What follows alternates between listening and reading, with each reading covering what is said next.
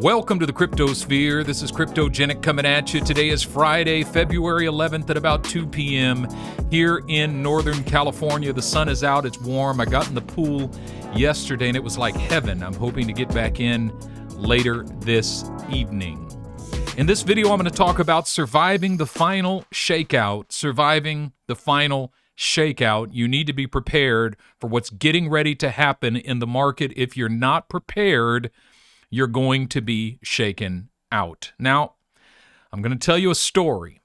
When I was a boy, my father would talk to me about my future quite frequently. And typically, the talk would go something like this. When you graduate high school, you're going to feel tempted to buy a nice, shiny new car. But let me tell you why you're not going to do that.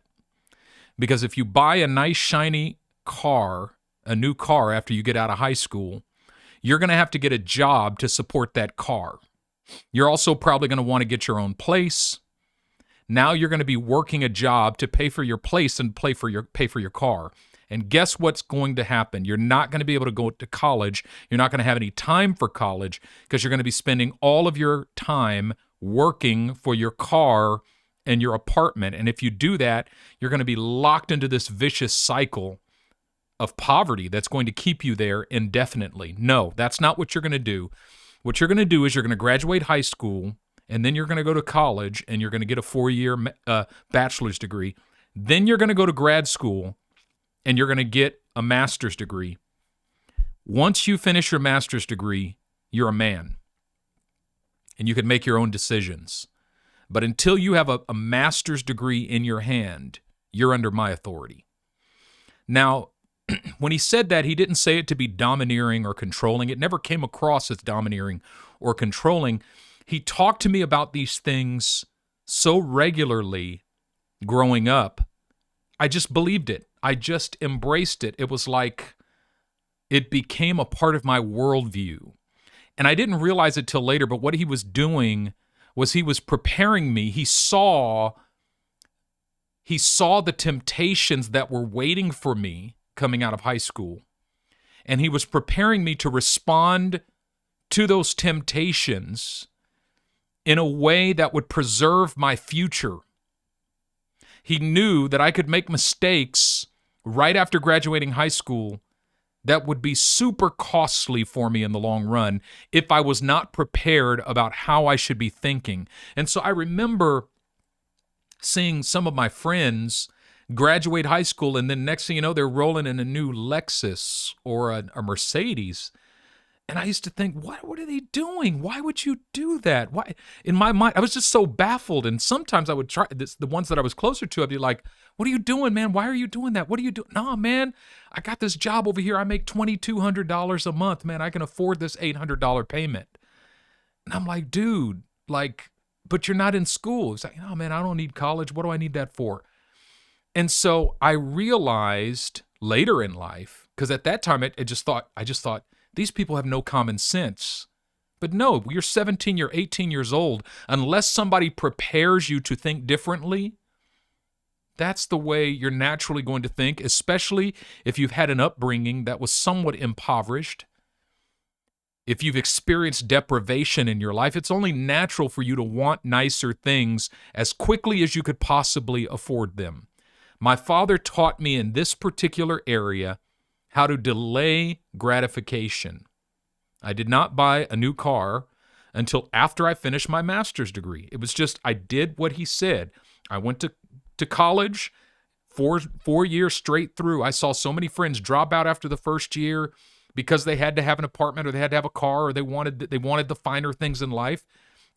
And I remember thinking, you're going to suffer for that. That's not going to help you in the long run. My father spared me by talking to me over and over and over again and ingraining these things in my mind and making them a part of my worldview. Son, this is how you are to think.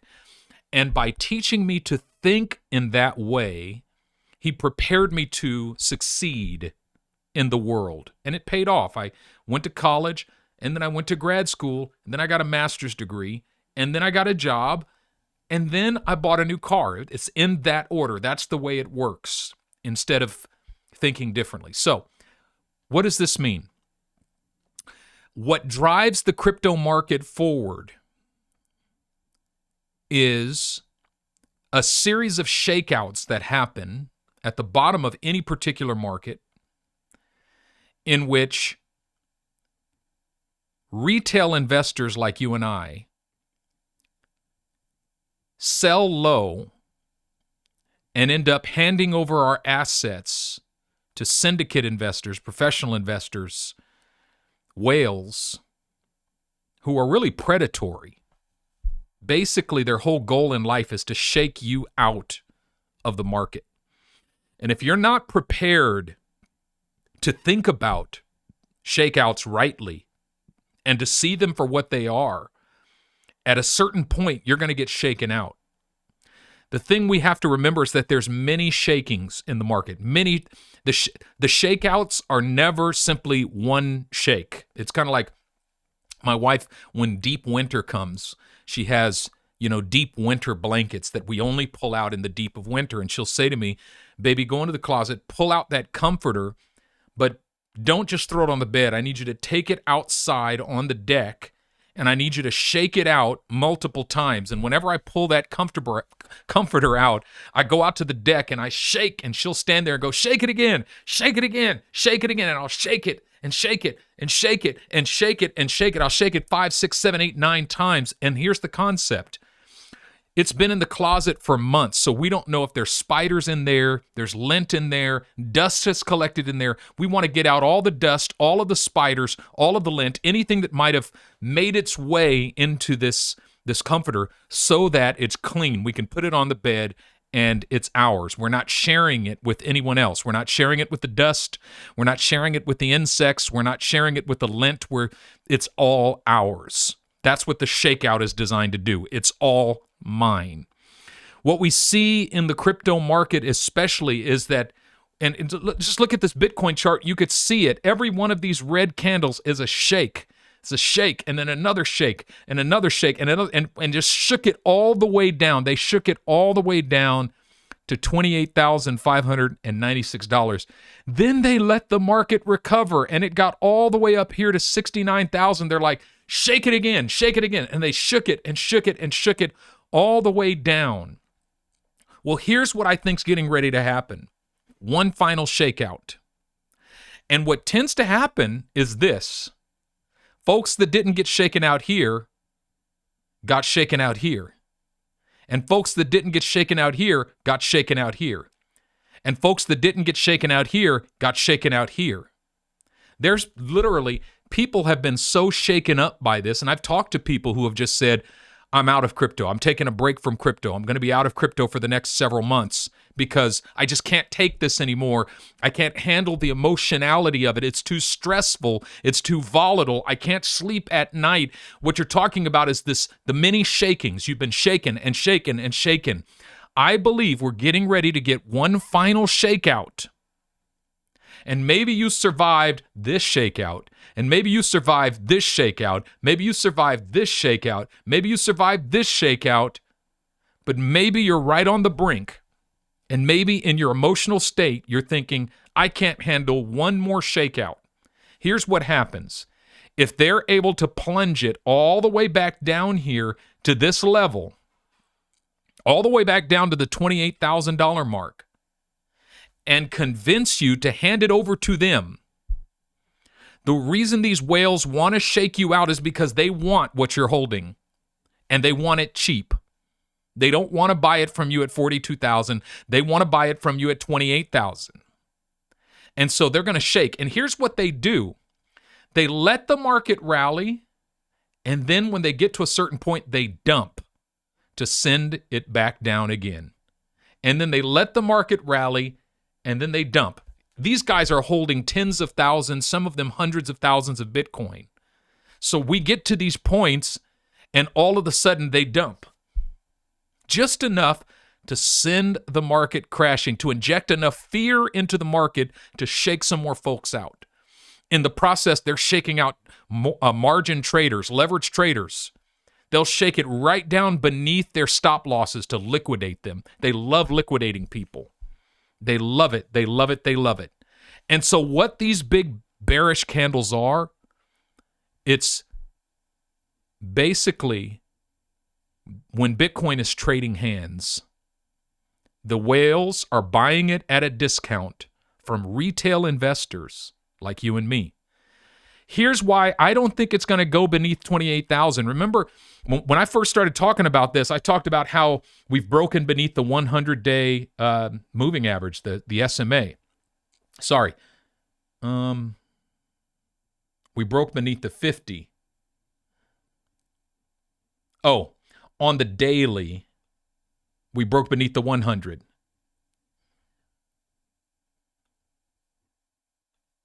At any rate, I saw it coming down to test the 200. And that was at about $20,000. If we look at the 200, it's down here at about $20,000. So I was saying that we probably will come down to test $20,000. I don't think that's going to happen anymore. I don't think that's going to happen. I don't think we're going to break beneath 28,000. And the reason why and by the way, this is not financial advice. I'm not a financial advisor. I'm simply telling you what I think and what I see. Let me tell you why. Because there's two whales in the game that we know. And we know their cost basis. This is the beauty of when institutions start buying in. Institutional investors start coming in.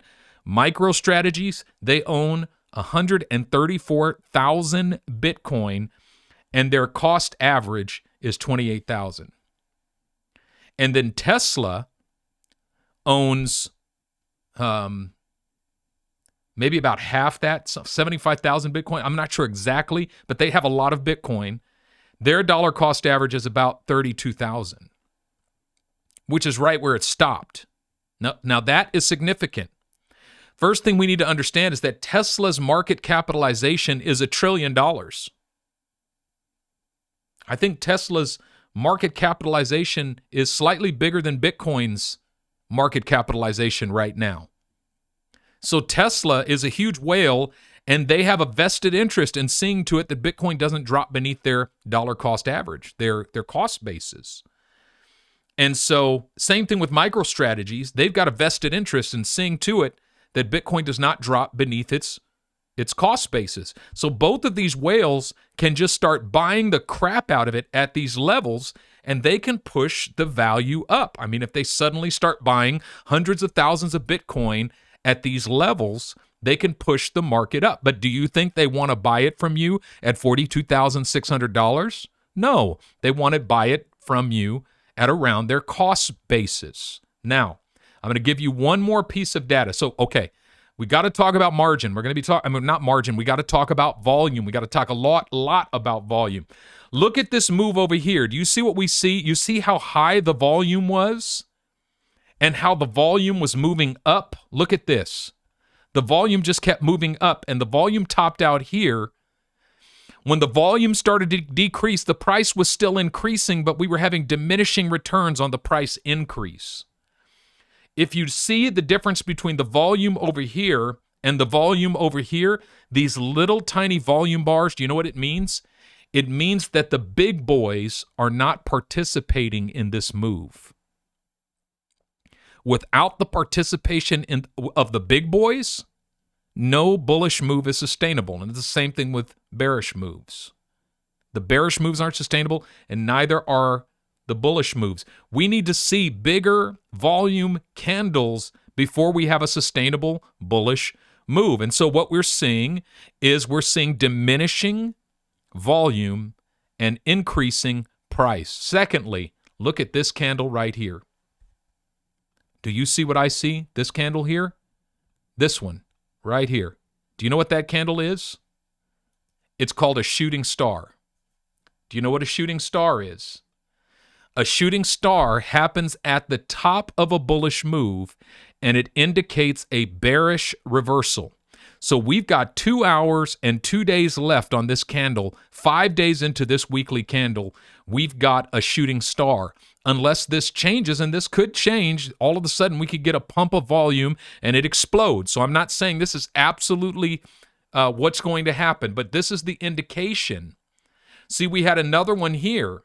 And yes, we had a couple more bullish candles, but we did not get very far above this before we began to capitulate down beneath that and start this whole bearish move downward. So now, fool me once, shame on me. Fool me twice, so fool me once, shame on you. Fool me twice, shame on me. When I see this shooting star candle at the top of a bullish progression, it indicates to me that the strong possibility is we're getting ready to see a bearish reversal, one more shakeout. The market's going to flush one more time, but not beneath this line. I don't believe it's going to go beneath $27,745. That's what I think. It's not financial advice. Now, the question is what to do. Why did I tell that story about my dad in the beginning? Because here's the way we think about these markets. Somebody said to me recently that the problem with crypto is it entices the poor and then takes their money, basically. Well, let me tell you, you only lose money in crypto if you buy it high and sell it low. That's the only way to lose money in crypto. If you bought at any point before, even all the way up to February 2021. If you bought it anywhere under this line, you're in profit right now. I mean, really, if you bought anywhere under this line here, you're in profit right now. But if you bought high and sold low, yes, of course, you lost money. And so the key is understanding the temptation you're going to feel. And all of us feel the temptation. If the market does flush again, all of us will feel the temptation to abandon ship. That temptation is there. But I want to be that voice. No, I don't. I don't want to be that voice in your ear telling you what not to do. But I want to be a voice in your ear that helps you think about it. Look, all right, so here's the question. So what am I doing? Since I think the market's going to flush again, am I going to sell up in here? No. I mean, I think we can even possibly come up and touch this line before it flushes again at $48,000. But am I going to sell up in here? No, I'm not going to sell anything. I'm simply going to have some dry powder set aside so that if we do come back into this range down here, which means the reason I focus on the Bitcoin chart is not because I'm a Bitcoin maximalist. Matter of fact, Bitcoin is the one asset I don't buy. I buy altcoins. And if you want to know what I buy and what I've got, check my Patreon. Just the $19 level gets you the cryptogenic portfolio with every asset in my portfolio, including take profit levels and accumulation levels. So that's my whole strategy right there. And Bitcoin is not, it might be on that list, but it's less than 1% of my portfolio. So it's very small. But I focus on Bitcoin technical analysis because what's happening on the Bitcoin chart is indicative of what's happening in the whole market. That is, I don't care how bullish the XRP chart is right now. If Bitcoin crashes again, XRP is going to crash. I mean, you could see all of the bullish indicators that exist on the XRP or BCH or Theta charts. But as soon as Bitcoin crashes, those things crash too.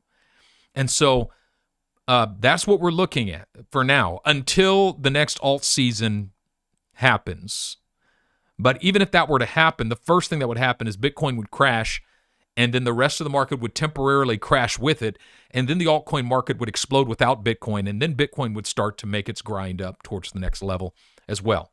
All right, I'm talking your ear off. My point is simply that I see a shakeout coming, and I've simply made a decision. I'm not going to be shaken out. I'm not going to be shaken out. This is the final shakeout. This is what I see. It's the final shakeout before the next bullish move begins in earnest. We're going to see another wave up of the entire crypto market. All of the best stuff is going to explode again. But there's one more shakeout. And if we're smart, we'll see that coming shakeout as an opportunity of a lifetime. Because if you look at every previous shakeout, that was terrifying at the time, you look back on it and go, dang, I wish I would have taken advantage of that. Dang, it was horrifying to be in this thing. I was there, I know. It was terrible. It was horrible. But if we were thinking differently when we were here, we would have been buying the crap out of that junk. This one was scary to me. I was margin trading at the time, and I watched this whole thing. I saw Bitcoin touch 10,000. This big fat red candle happened before my eyes. This one right here. We barely touched 10,000, and then it just dumped. Why? Because we found out a couple whales had shorted or dumped like 100,000 Bitcoin or something like that right at $10,000. So these shakeouts are scary. And what happens is the prefrontal cortex of the brain shuts down when that much fear and anxiety hits your system. You can't think straight in that moment. You've got to decide what you're going to do ahead of time before you get to that moment. And you might need some help thinking through that. And if that's you, check out my Patreon. Our community will be there for you. Patreon.com/cryptogenic. All right, that's all I got for you today. I want to thank each and every one of you for watching and for listening in. Do me a favor, hit that like button, hit that subscribe button, hit that bell so you get notified. Drop me a comment letting me know what you think. Don't get shaken out, but instead, sleep in peace every night, wake in joy every morning, and walk in love every day. This is Cryptogenic, signing out.